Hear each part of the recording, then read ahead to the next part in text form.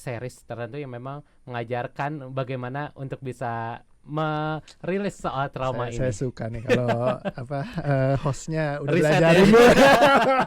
ada Yes. series yang memang bisa dipelajari untuk bisa rilis soal trauma. Tapi Yes, yes. apakah artinya trauma ini bisa dalam tanda kutip ya disembuhkan tanpa kita datang ke profesional? Istilahnya kita bisa self learning dan bisa exercise di rumah.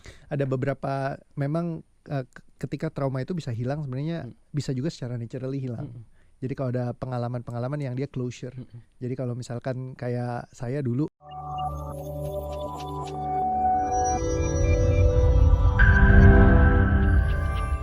Kali ini kita masih membahas soal fakta versus mitos dari sebuah trauma.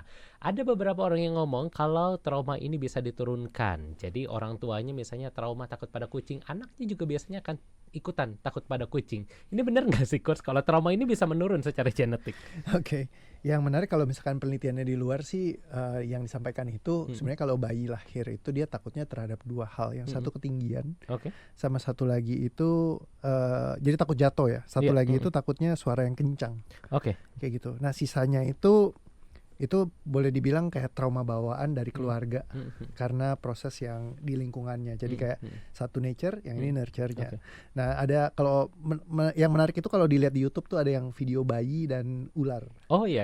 Nah, jadi kayak ularnya dikasih lewat gede banget gitu, yang orang dewasa pada ketakutan. Bayinya santai. Banget.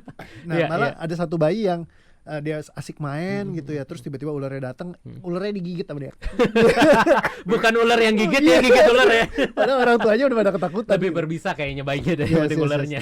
Nah jadi sebenarnya bisa jadi ketakutannya kita itu bukannya sekedar dibawa aja, tapi lebih banyak dari karena kita pelajari di sepanjang kehidupan kita. Gitu. Nah jadi dan untuk kita takut biasanya perlu ada edukasinya dulu bahwa itu menakutkan.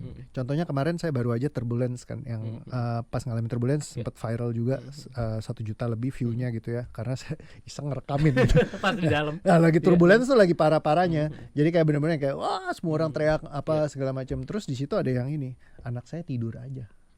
Dengan tenang. Iya, jadi benar-benar anaknya nggak ada takut-takutnya. Nah terus di bawahnya lagi ada yang komentar lagi, ini waktu dulu anak saya malah kayak main roller coaster. Jadi seneng gitu. Malah minta lagi ya. Jadi malah dia nggak takut sama sekali gitu kan. Nah jadi ada hal yang bisa ada orang yang ketika dikumpulkan mereka ketemu ombak besar bisa takut kegulung ombak gitu. Tapi ada orang yang ketika ada ombak besar malah asik buat berselancar. Betul. Nah jadi tergantung ya kita pelajarinya apa di dalam perjalanan hidupnya. Bisa jadi itu jadi sesuatu yang tidak menyenangkan atau bisa jadi sesuatu yang menyenangkan. Ya tergantung dari kita di edukasinya. Nah terus juga memang banyak yang kayak ketakutan-ketakutan itu ya munculnya yang repot itu kan spontan yang kita nggak sadarin dan ada shocking moment sebenarnya. Nah pintu masuknya trauma itu sebenarnya kalau orang ngalamin shocknya. Jadi misalnya saat kenyataan tidak sesuai sama ekspektasi. Nah jadi shocking momennya muncul, shocking momennya yang kerekam di dalam tubuh. Nah biasanya kayak gitu. Nggak semua pengalaman akan seperti itu, karena kata kuncinya ya shock tadi. Jadi kalau pas lagi saya sendiri waktu sama istri ya, lagi istri tuh tiba-tiba dia bilang, aduh kok badan aku nggak enak banget ya, tolong bantu aku dong bawa aku ke kamar gitu, papa aku. Nah pas lagi di papa tiba-tiba dia pingsan gitu. Nah pas pingsan itu kayak matanya langsung putih ngelihat ke atas, akunya udah shocking moment karena aku nggak bisa ngerem kayak gitu. Bener, kan wah gila istri sendiri ini lagi begini gue harus ngapain ya, langsung keluar banyak pikiran macam-macam. Nah saat itu aku coba menenangkan diri yang kayak oke, tenang lah, stay cool gitu, kita bisa lewatin ini gitu ya, kayak gue harus ngapain ya. Akhirnya aku taruh, terus aku baca di waktu itu belum ada ChatGPT, Google ya di Google tanya gimana nih, disuruhnya diangkat kakinya ke atas. Nah begitu kakinya di atas diangkat terus dia bangun. Nah mulai dari hari itu setiap malam tuh begitu ada bunyi kayak barang dia naruh barang segala macam gitu, langsung kebangun. Jadi kayak nggak bisa istirahat dengan tenang. Ya terus kalau mau keluar rumah tuh ketakutan gimana nih istri takut di rumah. Ya jadi kayak selalu ketakutan gitu terus. Nah itu pola traumatiknya kebentuk tuh. Ya kan. Nah dan cukup panjang lama nggak berkurang. Nah sampai begitu saya mulai nyadar, ini kayaknya ada yang error, mesti diberesin. Ya udah saya beresin, baru dia hilang. Oke. Nah jadi pola-pola kayak gitu tuh bisa kebentuk justru pas di pengalaman kita, dan susah buat kita ngeremnya kalau kita nggak punya wisdomnya. Oke.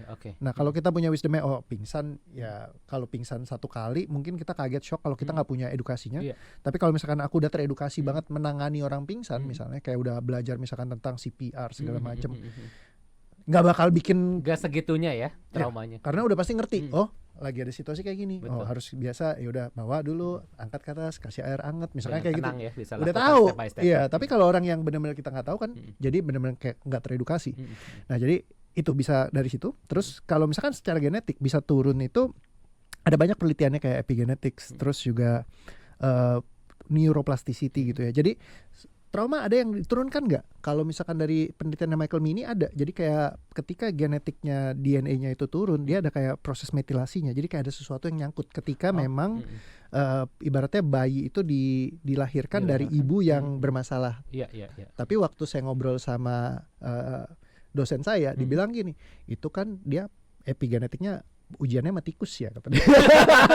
Bukan pada manusia. Bukan pada manusia, kata dia. Iya. Jadi apakah manusia akan sama ya? Belum tentu kan. Jadi tapi kalau gen tikusnya dites yang memang Ada yang ikut. ya begitu tikusnya ini memang nggak dirawat dengan baik, begitu dia melahirkan anak lagi, si anaknya ini punya proses metilasi yang sama. Nah tapi ketika dioper ke yang bermasalah ini ke ibu yang baik, yang nurturing dan ngerawat si tikusnya itu, ternyata proses DNA yang ada metilasinya itu, metilasinya selesai prosesnya. Bisa berubah. Iya, jadi bisa berubah. Oke, Jadi ketika nature mungkin membawa sesuatu, tapi begitu nurture-nya dirapihin lagi, ternyata itu bisa bantu mereka untuk bisa berubah juga. Nah, dan dari neuroplasticity juga kita belajar bahwa tubuh kita tuh plastisitasnya bisa banget untuk kayak ditata ulang. Sehingga walaupun kita punya proses trauma segala macam, dia nyangkut di masa lalu, kabar baiknya ya bisa diberesin. Kalau tahu caranya. Kalau tahu caranya, itu yang jadi penting. Kalau nggak ngerti. Kalau nggak ngerti, itu yang jadi PR besar ya. Betul. Tapi ini menarik Sobat Sonora. Jadi banyak orang kadang menyalahkan keadaan. Ya memang saya dari orang tua begini, keluarga saya begini. Tapi ternyata kabar baiknya adalah bahwa ini semua bisa diputus, bisa dirubah. Semua tergantung pada keputusan kita masing-masing untuk seperti apa menjalani kehidupan kita ke depan. Asal tahu caranya tadi. Asal tahu caranya. Asal tahu caranya. Nah, Coach, ini kan untuk tahu caranya. Yeah. Ini juga menjadi satu PR tersendiri. Yes. Sempat lihat di TikTok Coach Reo, Yeah. ini ada series tertentu yang memang mengajarkan bagaimana untuk bisa merilis soal trauma ini. Saya suka nih kalau hostnya udah Riset belajarin. ada series yang memang bisa dipelajari untuk bisa rilis soal trauma. Tapi Yes. apakah artinya trauma ini bisa dalam tanda kutip ya, disembuhkan tanpa kita datang ke profesional? Istilahnya kita bisa self learning dan bisa exercise di rumah. Ada beberapa memang ketika trauma itu bisa hilang sebenarnya, bisa juga secara naturally hilang. Jadi kalau ada pengalaman-pengalaman yang dia closure.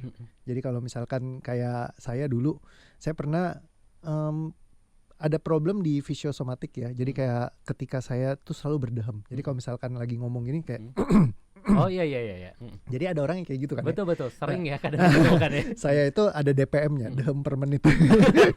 Jadi setiap kali di akhir sentences abis ngobrol segala macam, pasti saya akan akhiri dengan kayak gitu. Nah itu saya nggak tahu apa yang salah, cuman saya dikasih tahu sama, dulu waktu pertama kali saya belajar tentang hipnoterapi, dibilang katanya ini biasanya keterkaitan dari sesuatu yang mau diucapkan tapi ketahan. Nah jadi saya bingung nih, tapi nggak tahu apa yang salah kan. Saya coba dicari tahu, nggak ketemu. Saya periksa ke dokter dari level biologis, nggak ketemu juga gitu. Ibaratnya ini mungkin hormon yang berlebihan segala macam, tapi nggak ketemu titiknya di mana. Nah sampai satu hari ketika setelah lewat mungkin 3 tahunan gitu, saya ketemu sama mama mertua. Jadi pas ketemu itu cuman, oh ya Rio, ya Steph masih lagi mandi, ada Om nanti nemenin kamu ngobrol, Tante mesti pergi lagi dulu. Nah ketika mama mertua jalan, terus abis itu hilang. Jadi totally hilang. Gak ada lagi. Gak ada dahamnya lagi gitu. Nah jadi singkat kata, saya itu pacaran sama istri saya itu 7 tahun. Waktu saat itu kita Cukup backstreet panjang, ya? Jadi nggak pernah dikasih kesempatan. Waktu itu saya bilang ke istri saya mau dong ketemuin sama mama kamu. Tapi dia bilang jangan, belum waktunya. Nanti aja ya. Iya, kamu penghasilan belum ada, ini masih belum, ini karir belum bagus. Nanti yang ada begitu ketemuin Langsung di counter ya. langsung disuruh putus gitu kan. Jadi dia nggak mau Oke, kasih. oke, oke. Nah ternyata itu yang ilustrasi sesuatu yang ketahan di dalam sistem saya. Nah dan itu secara naturally hilang polanya, fisiosomatiknya. Nah jadi kadang-kadang ada hal-hal yang terkait dengan seperti itu yang menyangkut di dalam sistem kita.